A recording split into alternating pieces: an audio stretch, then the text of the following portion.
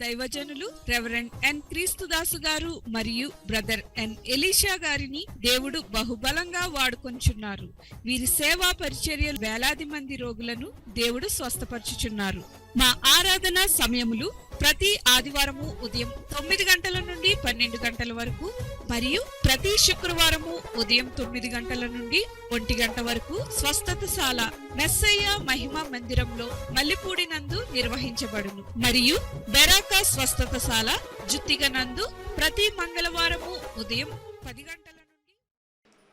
వేరే ఎవ్వరూ కూడా దానికి అడ్డు చెప్పే అవకాశం లేదు.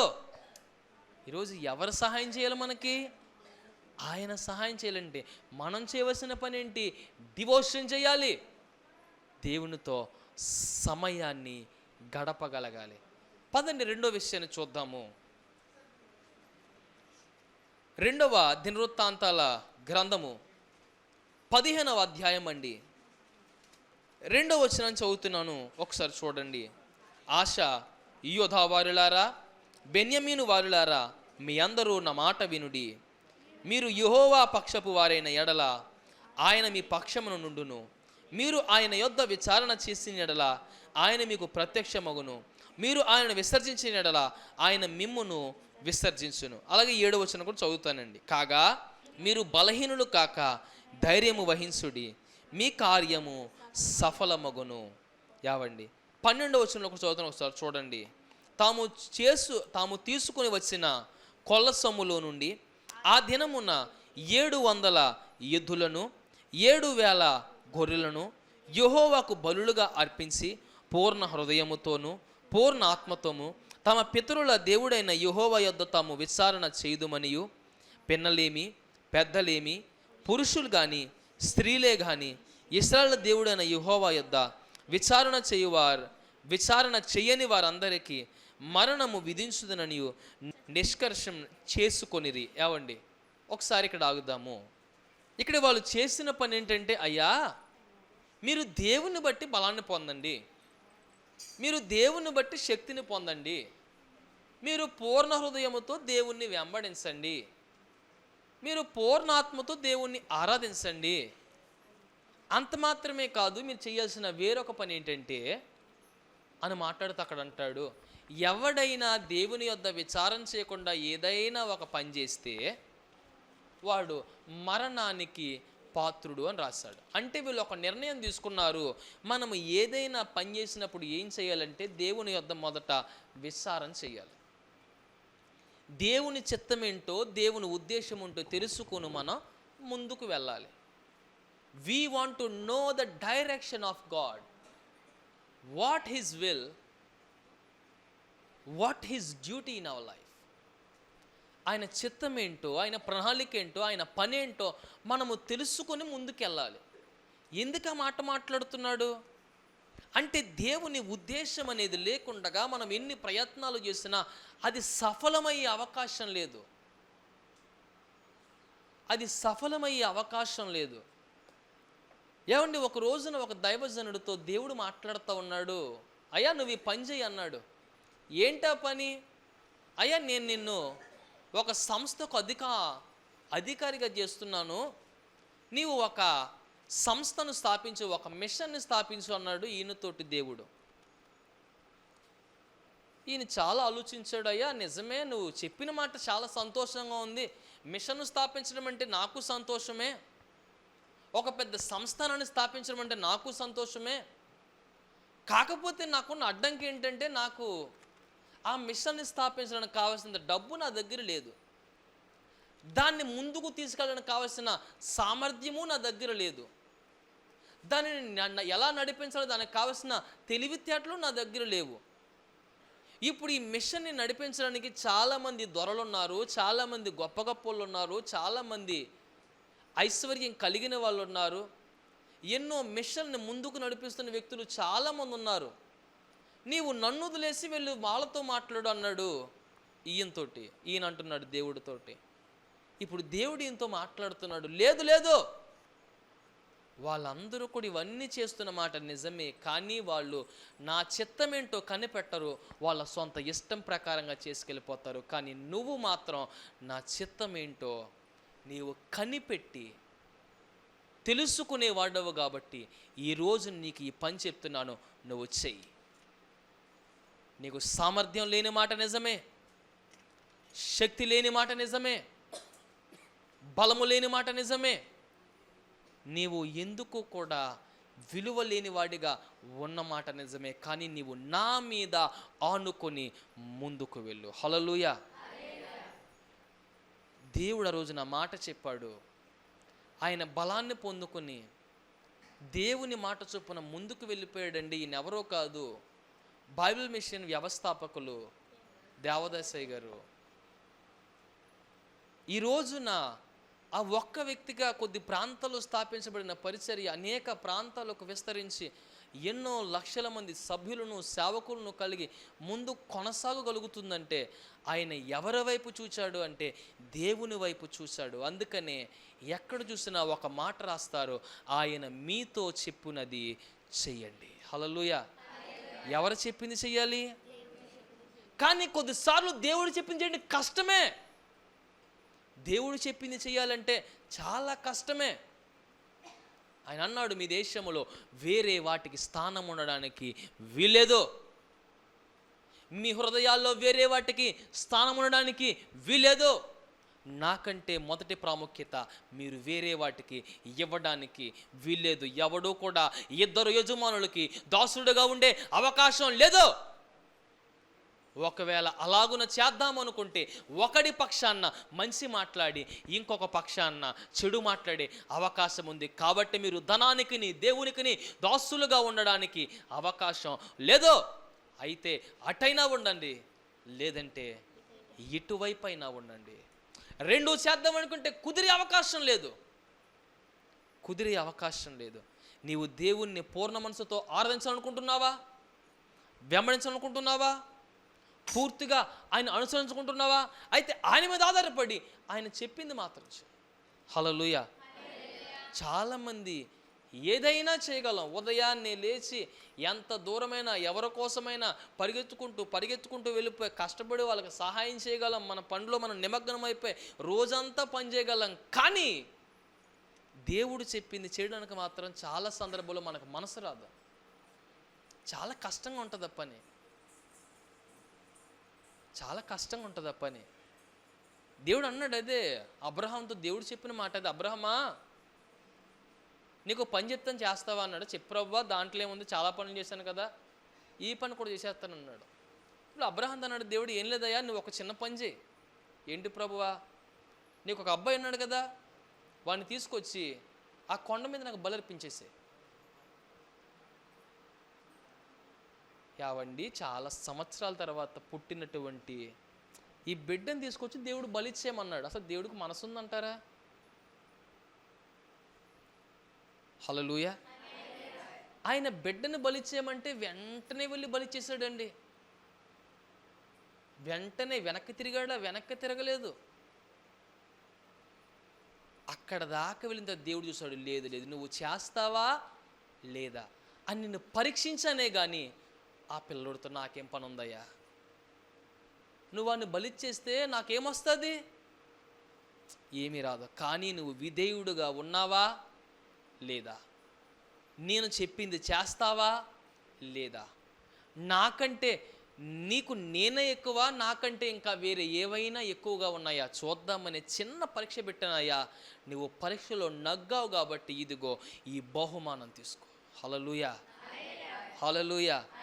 దేవుడు పరీక్షించిన తరువాతే కొద్దిసార్లు బహుమానం ఇస్తాడు. But we are fail to do his will.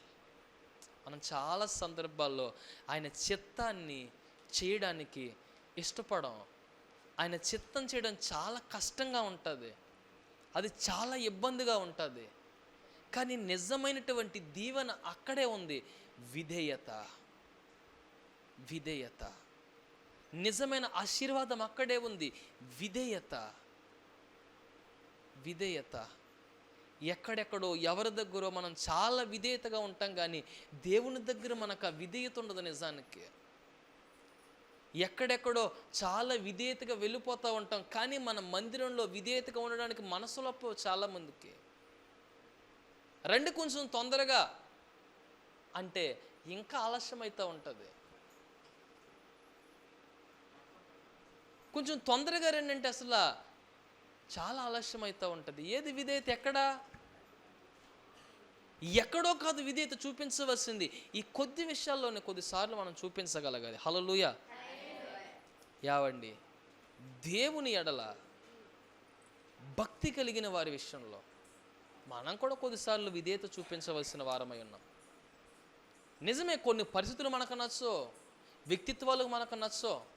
అలాంటి సందర్భాల్లో దాన్ని ఇంకా పెద్ద చేయడం కన్నా మౌనంగా ముందుకు వెళ్ళిపోవడం బెటరు. మౌనంగా ముందుకు వెళ్ళిపోవడం బెటరు. బైబిల్లో అంటాడు కదా, నువ్వు ఒక ఇంటికి పదే పదే వెళ్తా ఉంటే నీకు అక్కడ విలువ లేకుండా అయిపోతుంది, నీకు విలువ ఉండదు. ఏదైనా ఒక ఇంటికి నువ్వు పదే వెళ్తా ఉన్నావు అనుకో, అక్కడ నీకు విలువ ఉండదు. కాబట్టి ఏం చేయాలంట? ఆ ఇంటికి తగుమాత్రంగా వెళ్ళమన్నాడు. హల్లెలూయా. అంటే బంధువులింటికో చుట్టాలింటికని కాదు, కానీ పక్కింటోళ్ళకో లేదంటే ఏదో అవసరం కోసమో. ఎవరినన్నా సహాయం ఉన్నప్పుడు ఎంతవరకు అడగాలి? తగుమాత్రంగా.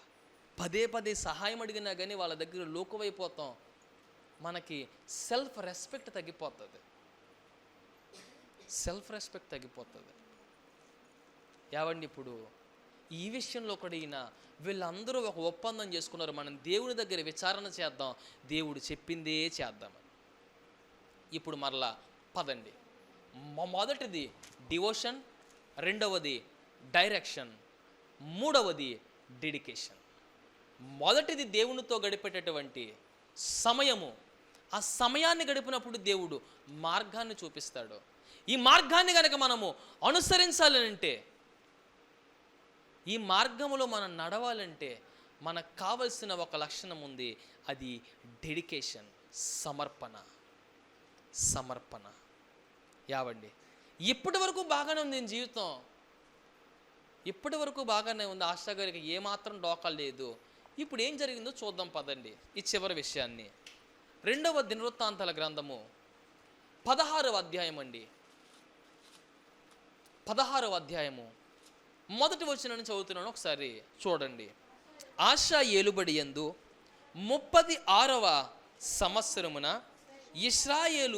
ఇశ్రాయేలు రాజైన బయెషా యోధా వారి మీద దండెత్తి బయలుదేరి యోధా రాజైన ఆశా యొద్దకు రాకపోకలు జరగకుండునట్లు రామాను కట్టింపగా, ఆశా యెహోవా మందిరమందును రాజ నగరనందును ఉన్న బొక్కసములోని వెండి బంగారములను తీసి దమస్కులో నివాసము చేయ సిరియా రాజగు బెన్హదదునొద్దకు దూతల చేత పంపించి.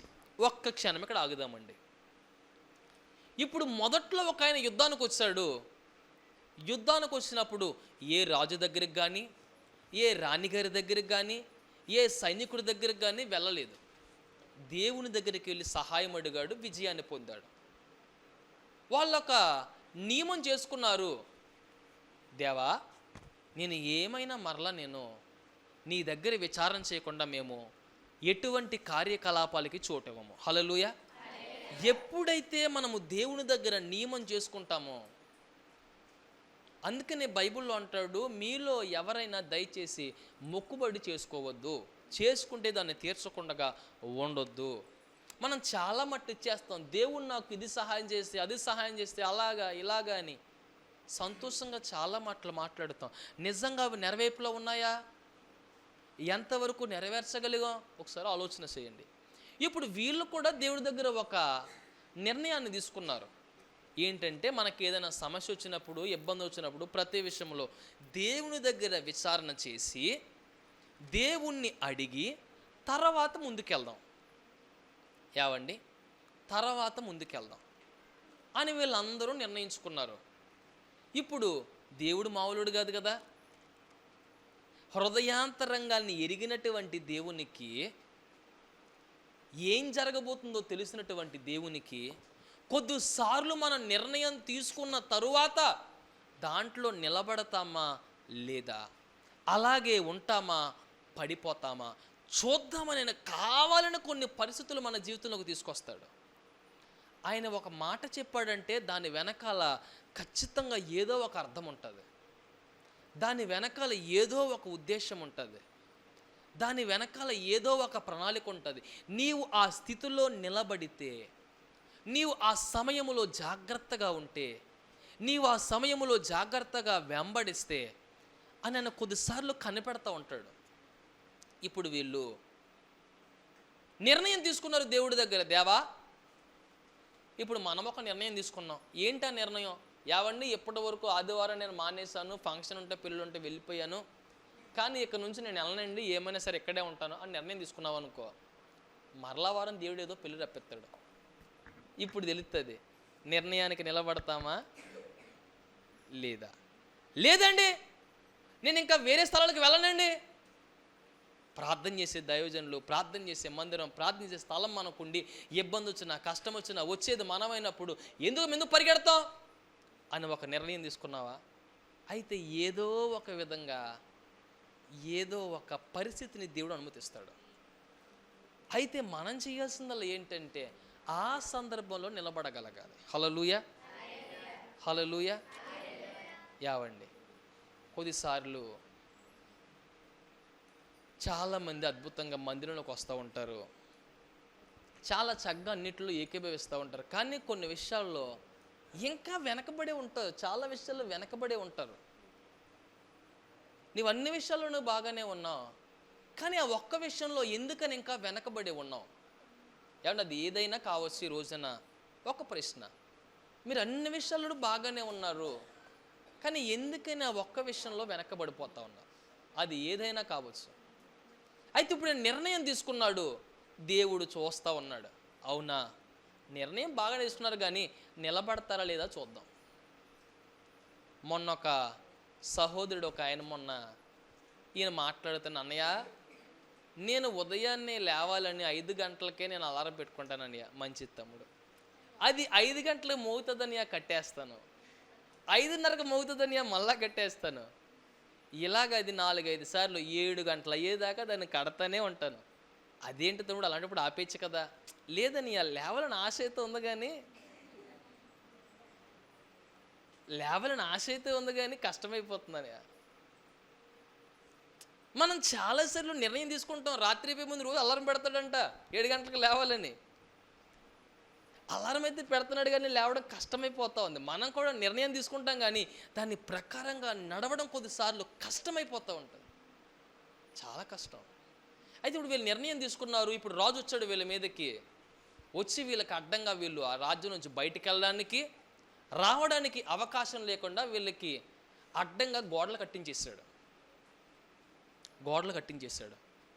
ఇప్పుడు మొదటిసారి యుద్ధానికి వస్తే ఏం చేశాడు? దేవా నా వల్ల కావట్లేదు, నాకు సహాయం చేయి, నీకంటే గొప్ప రాజు కాదు, నీకంటే బలవంతుడు రాజు కాదు, నాకు సహాయం చేయమని ప్రార్థన చేశాడు. అయితే ఇప్పుడు మరలా వచ్చాడు, 16వ అధ్యాయంలో 1-2 వచనాల్లో అక్కడ రాశాడు. ఆయన మరలా వచ్చాడు. ఈసారి ఏం చేశాడంటే తన దగ్గర ఉన్న డబ్బంతా పోగు చేసి వేరే రాజు దగ్గరికి డబ్బంతా పంపించాడు. వేరే రాజుగారి దగ్గరికి పంపించాడు ఈ డబ్బంతా. చూడండి 7వ వచనాన్ని. ఆ కాలమందు దీర్ఘదర్శి అయిన హనని యూదా రాజైన ఆశా యొద్దకు వచ్చి అతనితో ఇలాగు ప్రకటించెను, నీవు నీ దేవుడైన యెహోవాను నమ్ముకొనక సిరియా రాజును నమ్ముకొంటివే. సిరియా రాజు యొక్క సైన్యము నీ వశము నుండి తప్పించుకొని పోయెను. యావండి దేవుడు మాట్లాడుతున్నాడు, ఒక వ్యక్తిని పంపించాడు, దైవజనుని, దీర్ఘదర్శిని అని అంటున్నాడు, యావయ్యా నీకు సమస్య వచ్చినప్పుడు, ఇబ్బంది వచ్చినప్పుడు, ఏదో ఒక శోధన నీకు తలెత్తినప్పుడు నీవు దేవుని నమ్ముకోవడం మానేసి వేరే ఎవరినో వేటినో ఆశ్రయించావు. హల్లెలూయా. వేరే ఏటినో ఆశ్రయించావు, వేరే దేన్నో నమ్ముకున్నావు. ఏమైంది అసలు? ఏమండి ఈ మాట చెప్తున్నాను ఏమనుకోబాకండి.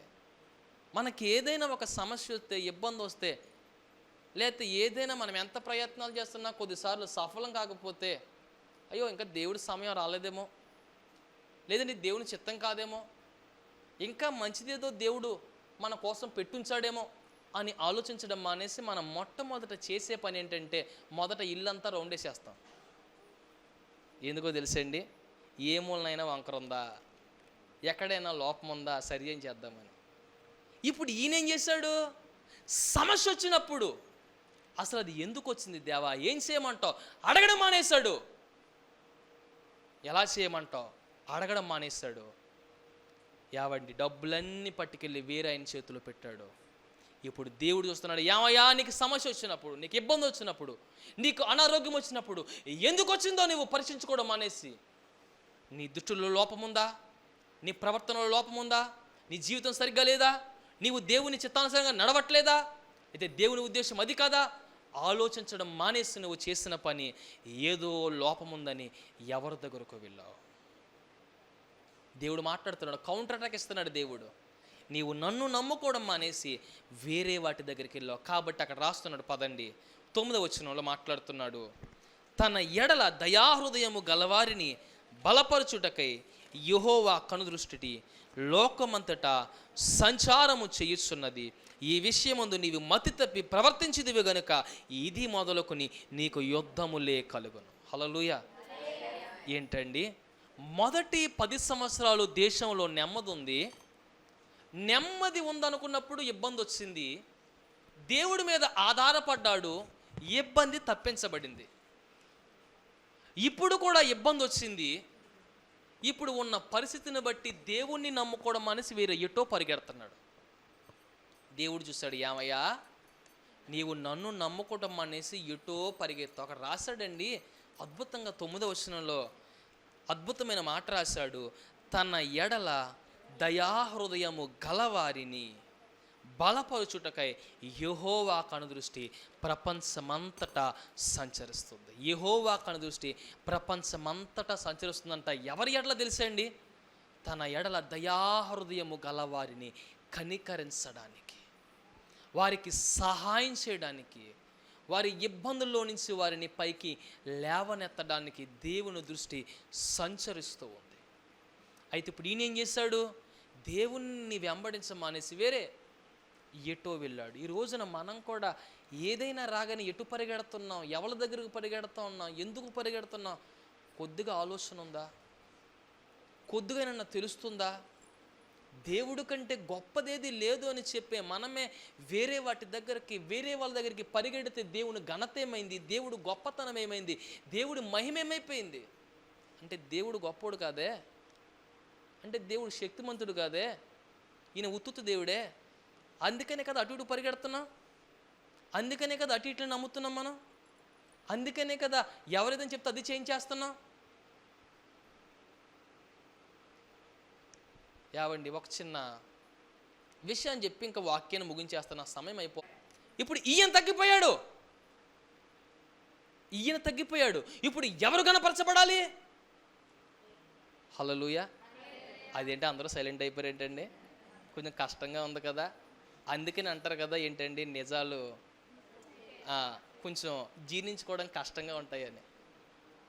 నిజమే కదండి. ఇప్పుడు ఆశ ఏం చేశాడు, మొదట్లో దేవుడి దగ్గర పరిగెత్తాడు, ఇప్పుడు ఏం చేశాడు, దేవుని విడిచిపెట్టేశాడు, ఎక్కడికో వెళ్ళాడు. ఇప్పుడు గొప్పడెవడయ్యాడు, ఆ రాజు గొప్పోడయ్యాడు.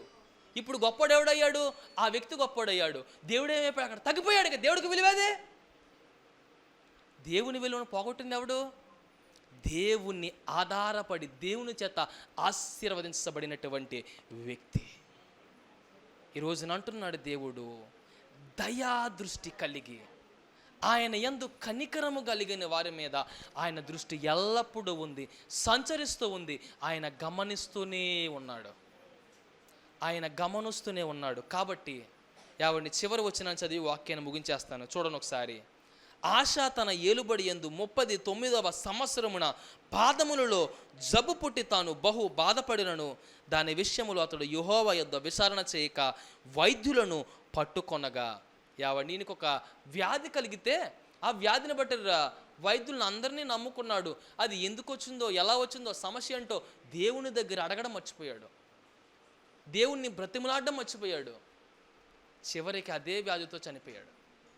ఒకవేళ కొంచెం ఆలోచించి దేవుడి దగ్గర అడుగుంటే, దేవుడి దగ్గర సమాధాన పడుంటే దేవుడి యొద్ద విచారం చేస్తుంటే పరిస్థితి వేరుగా ఉండేది కదండి. కానీ ఆయన ఆ పని చేయలేకపోయాడు. ఈరోజు మనందరం చేస్తున్న పొరపాటు అయితే చాలా సందర్భాల్లో అద్భుతమైన ఆరంభాన్ని ఆరంభించాం, కానీ కొనసాగింపులో ఆరంభం కనబడట్లేదు. ముగింపులోకి వెళ్ళేసరికి అది మొత్తం మాయమైపోతుంది. దేవుడికి ఇవ్వాల్సిన ఘనత వెటికిస్తున్నావు, దేవునికి ఇవ్వాల్సిన మహిమ వెటికిస్తున్నావు, దేవుడి కంటే వేటిని గొప్ప చేస్తున్నావు. దేవుడే గొప్పడినప్పుడు ఇంకా వేరే వాడితో పనేముంది, వేరే వాళ్ళతో పనేముంది, వేరే విషయాలతో పనేముంది. దేవుడు గొప్పడినప్పుడు అంటే మనం కూడా అటు పరిగెడుతున్నామంటే ఎక్కడో మన దేవుణ్ణి మనం కూడా తక్కువ చేస్తున్నాం. కానీ ఆశ దేవుని మీద ఆధారపడి యథార్థంగా ఆయన్ని వెంబడించినంత కాలము ఆయనకి ఏమాత్రం కూడా డోకా లేదండి. కానీ ఎప్పుడైతే దేవుణ్ణి విడిచిపెట్టి వేరే వాటి వైపు తన మనస్సు తిరిగిందో ఈ సమస్య వచ్చింది, ఇబ్బంది వచ్చింది. దీనికి గల కారణం ఏంటంటారు, ఏం చేయాలంటారు అని ఎప్పుడైతే మనసు మారిందో దేవుని దగ్గర విచారం చేయడం అనేసి దేవుడు అంటున్నాడు, ఇదిగో నీకు యుద్ధాలు జీవితకాలం ఉండిపోతాయి. కాబట్టి అటువంటి స్థితిలోకి మనం వెళ్ళకుండగా మంచిగా నడుస్తూ దేవునిలో బలపడుతూ అంతకంతకు విజయాన్ని పొందుకుని విస్తరించబడే ప్రయత్నాన్ని చేద్దాము. ఆయనకు అసాధ్యమైందంటూ, ఆయనకంటే గొప్పవారంటూ వేరెవరూ లేరని గుర్తెరిగి ఆలోచన ముందుకు నడుద్దాము. దేవుడు ఈయన మాట తన మీకుల్లో దీవించి మనమందరము అలాగున నడుచుకో ప్రసాదించునుగాక. ఆమేన్. ప్రార్థన అండి. పరిశుద్ధుడైన మా తండ్రి, సర్వాధికారి, మీకు స్తోత్రములు, మీకు వందనములు నాయన. మేమును అలాగున మిమ్మల్ని వెంబడించేవారిగా, అనుసరించేవారిగా, మీ కొరకు నడిచేవారిగా ఆశ మిమ్మల్ని వెంబడించాడు, నమ్ముకున్నాడు. కానీ ఒక సందర్భంలో విడిచిపెట్టి వేరే వాటి వైపు చూసినప్పుడు నాయన, వేరే వాటి వైపు వెంబడించినప్పుడు సమస్యలు ఎక్కువయ్యాయి, ఇబ్బందులు ఎక్కువయ్యాయి, శోధనలు ఎక్కువయ్యాయి. అయినప్పటికీ గుర్తించలేని వాడిగా ఉన్నాడు. ఈ రోజున మేము అదే స్థితిలో ఉన్నట్లయితే ప్రభువా, ఏది నిజమో, ఏది సత్యమో, ఏది మీ ఉద్దేశమో కనుగొని ముందుకు నడిచి ప్రసాదించుమని, మమ్మల్ని బలపరిచి నడిపించుమని యేసయ్య నామమున ప్రార్థించి అడిగి వేడుకొనుచున్నాము మా పరమ తండ్రి. ఆమేన్. మీ అందరికీ వందనాలండి.